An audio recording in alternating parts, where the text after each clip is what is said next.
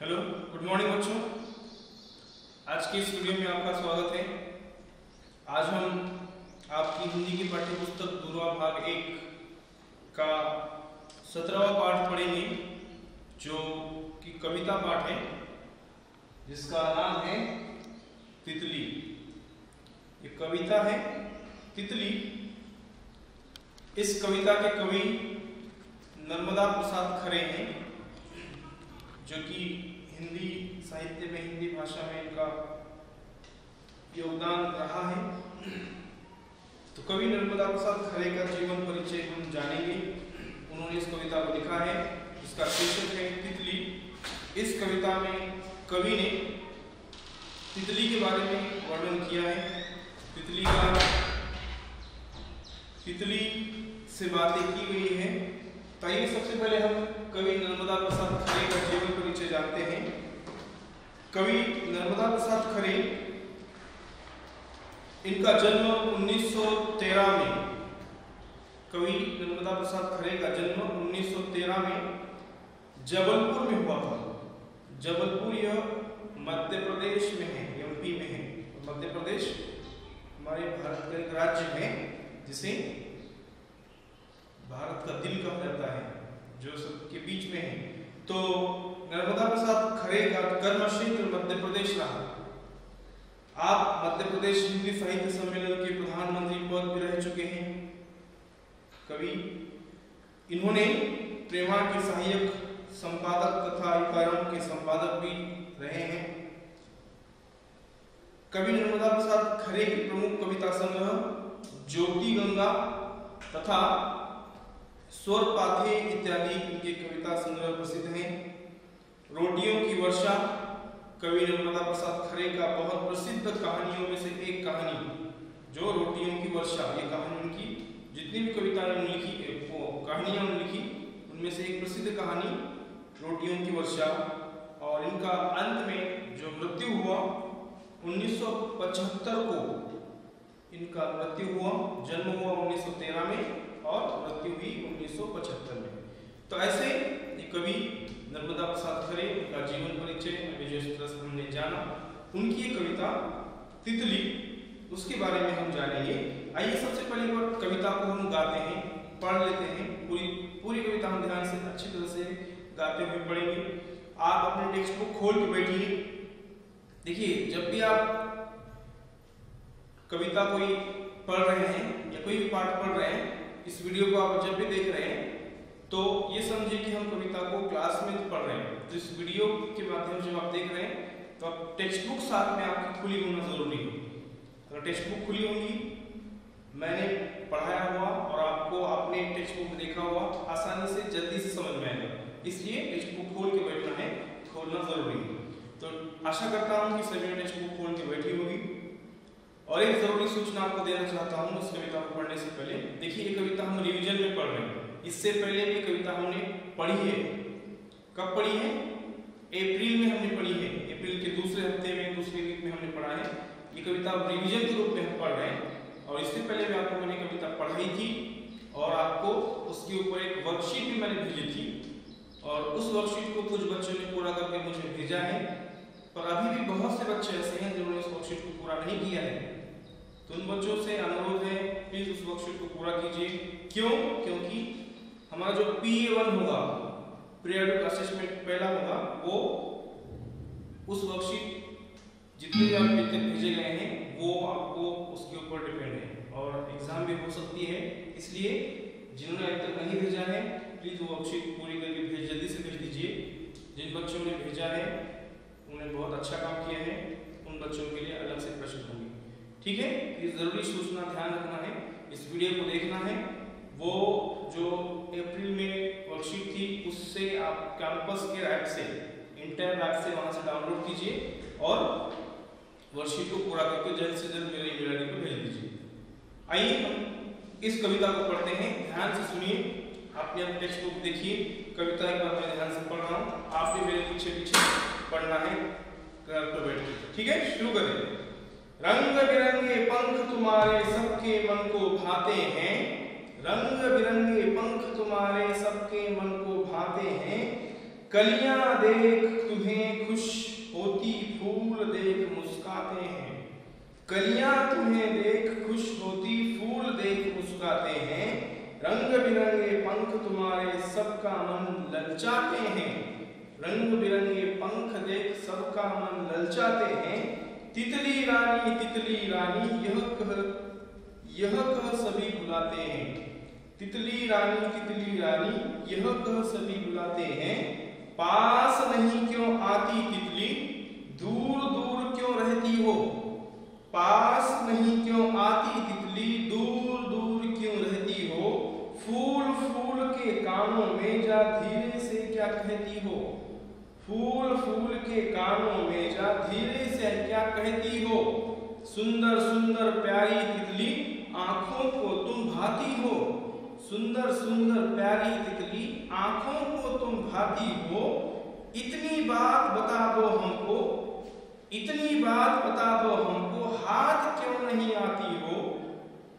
इस डाली से उस डाली पर, इस डाली से उस डाली पर उड़ उड़ कर क्यों जाती हो। फूल फूल का रस लेती हो, हमसे क्यों शर्माती हो। फूल फूल का रस लेती हो, हमसे क्यों शर्माती हो। ऐसी प्यारी छोटी सी कविता कवि नर्मदा प्रसाद खरे जी ने यहाँ पे हमारे इस पाठ्य पुस्तक में दी है। कविता का उद्देश्य यही है कि आपको संसार में, प्रकृति में, नेचर में जितने भी जीव हैं, चाहे वो एनिमल्स हो, बर्ड्स हो या कोई कीटक हो, कोई भी जंतु हो, उसका उसे हमें अवगत करना चाहिए। और ये सभी जो जीव हैं ये प्रकृति की शोभा बढ़ाते हैं, प्रकृति की शोभा बढ़ाते हैं।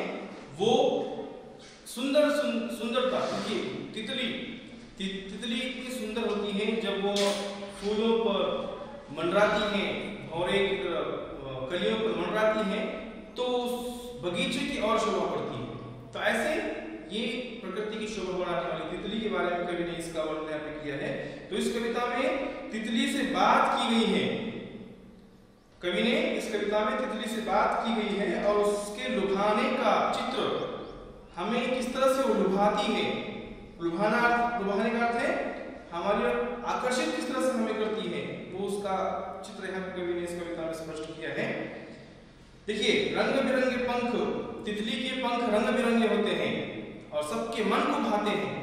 जैसे रंग बिरंगे पंख तितली के, कुछ चित्र आपको मैं यहाँ दिखाना चाहूंगा तितली के, जो आपको देखकर देखिए ऐसे ही तितली कितने रंग बिरंगे फूल है, कितने रंग बिरंगे उसके पंख है। पहले ही लाइन में कहा गया है रंग बिरंगे पंख तुम्हारे सबके मन को भाते। किसके मन को नहीं भाते ये फूल, ये जो पंख है इतने रंग बिरंगे सुंदर, किसके मन को नहीं भाते। पहले कविता की पहले पंक्ति से हमें पता चलता है कि कितनी सुंदर रंग बिरंगे पंख हैं इसके। ऐसे रंग बिरंगे पंख, कलियां देख तुम्हें खुश होती, फूल देख मुस्कुराते हैं। साथ ही इंसान ही नहीं, इन तितलियों को इंसान तो उसके आकर्षित होता ही है, हमारे मन को अच्छे लगते हैं, भाते हैं। और इसके अलावा, इंसान के अलावा कलियां भी, जो फूल की कलियां हैं वो कलियां भी तुम्हें देखकर खुश होती हैं और मुस्कुराती हैं। ऐसे रंग बिरंगी तितली को देखकर कलियां भी और मुस्कुराती हैं, खुश होती हैं। ऐसे तितली का वर्णन कवि नर्मदा प्रसाद खरे जी ने इस कविता में किया है। आगे कवि बताते हैं रंग बिरंगे पंख तुम्हारे, रंग बिरंगे पंख तुम्हारे, जो पंखों का वर्णन कवि यहाँ पे कर रहे हैं। ऐसे रंग बिरंगे पंख, देखिए ये जो सुनहरे पंख हैं, इस लाल दिख रहे हैं, सफेद हैं, ऐसे रंग बिरंगे पंख जब कलियों पर बैठती है, देखिए हमें दिया गया है कलियों पर बैठती हैं तो कलियां भी खुश हो जाती हैं, मुस्कुराती हैं कलियां भी। तो रंग बिरंगे पंख तुम्हारे सबका मन ललचाते हैं। ऐसे पंखों को देखकर हमारा मन ललचता है, उसके लुभाया जाता है, उसकी ओर आकर्षित होता है। ललचाना है, जैसे तितली हमें दिखती है फूल पर मंडराते हुए, उड़ते हुए, तो हम उसको पकड़ने की कोशिश करते हैं, हमारा मन उसके ओर आकर्षित होता है, ललच जाता है, लुभाया जाता है। तो ऐसे पंख, तितली के सुंदर पंख, इस कविता में कवि उसका वर्णन किया है। तितली रानी यह सभी आपको बुलाते हैं। तो कवि कहने का उद्देश्य यहाँ पे यही है कि तितली रानी को सब बुलाते हैं और उसके पंख हमें लुभाते हैं। ऐसे कवि इसका वर्णन यहाँ पे कर रहे हैं। देखिए यहाँ पर भी आगे कवि बताते हैं, पास नहीं क्यों आती तितली, दूर दूर क्यों रहती हो। उससे बात किया गया है, कवि ने इस कविता में तितली से बात की गई है। तितली देखिए हमें जैसे ही हम उसके करीब जाते हैं तितली उड़ जाती है, जब हम पकड़ने की कोशिश करते हैं उड़ जाती है। तो उसे कहा गया है पास नहीं क्यों आती तितली, दूर दूर क्यों रहती हो। कवि से बात कर रहे हैं, हमारे पास क्यों नहीं आती हो, क्यों दूर रहती हो। फूल फूल के कानों में जा धीरे से क्या कहती हो। कवि आगे बता रहे हैं इस पंक्ति में, फूल फूल के कानों में जाती है, फूल पर बैठती है और कहती, कवि कह रहे हैं कि धीरे से क्या कहती हो फूलों से। क्या यही कहते हो कि इंसान मुझे पकड़ रहा है, वो इंसान वो बच्चा मुझे पकड़ रहा है। ऐसे कवि उससे बात कर रहे हैं, फूलों के कानों में जाकर धीरे से कुछ ना कुछ कहती है तितली, जब फूलों पे बैठती है, कली पे बैठती है। ऐसे कवि इसका वर्णन यहाँ पे कर रहे हैं। आगे कवि बताते हैं, क्या कर रहे हैं, सुंदर सुंदर प्यारी तितली आंखों को तुम भाती हो। सुंदर सुंदर दिखने में, आंखों को भाती है यानी अच्छी लगती है। जैसे ही हम आंखों से उस तितली को देखेंगे तो हमें वो भाती है, अच्छी लगती है। इतनी बात बता दो हमको, हाथ क्यों नहीं आती हो। कवि से बात करते हुए कह रहे, इतनी बात हमें बता दो कि हमारे हाथ क्यों नहीं आती हो। जैसे मैं उसे पकड़ने जाऊं या हम उसे पकड़ने जाएं तो मुड़ जाती हो। इतनी बात हमें बता दो कि आप हमारे हाथ में क्यों नहीं आते हो। कभी आपका अनुभव है, आपने कभी तितली पकड़ी है या पकड़ने की कोशिश की है, की होगी, पर आपके हाथ नहीं आई होगी। कवि ने यहाँ पे सही कहा है।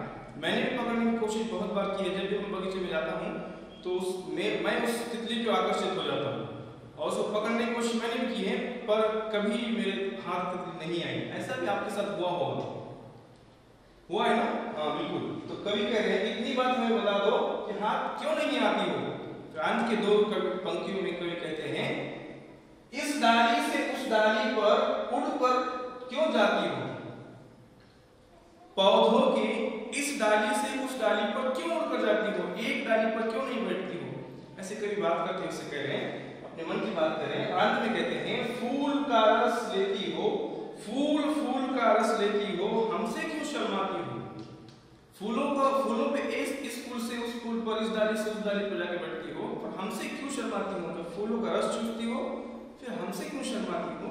इस तरह का वर्णन, इस तरह की बात कवि नर्मदा प्रसाद खरे ने इस कविता में तितली से की है और उसके लुभाने की और आकर्षित हमें किया है।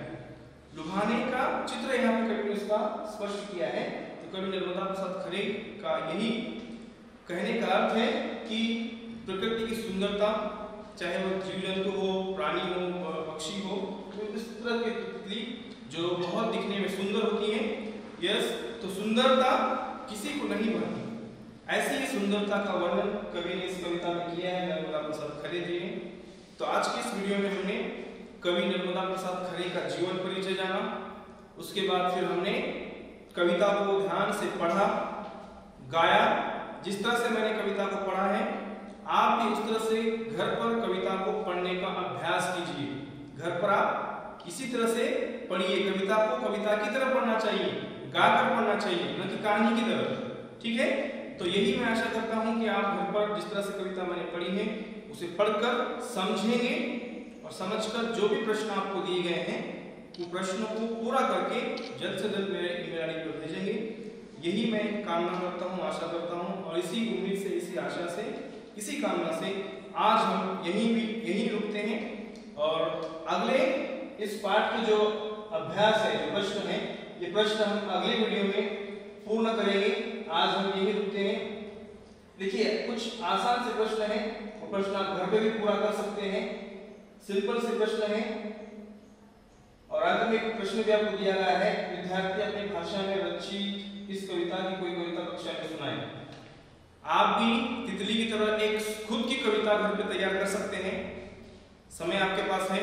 तितली की तरह जो कविता यहाँ पे कवि ने दी है, इस तरह से आपकी खुद की कविता आप तैयार कीजिए और जिन्होंने उस कविता तैयार की होगी, याद से उस कविता को लिखकर मेरे मेल आईडी पर भेज दीजिए। ठीक है? तो आज हम यही रुकते हैं। आपका बहुत बहुत धन्यवाद। अगले वीडियो में हम जल्द मिलेंगे। एक नए विषय को लेकर, नए पाठ को लेकर आज हम यहीं रुकते हैं। धन्यवाद।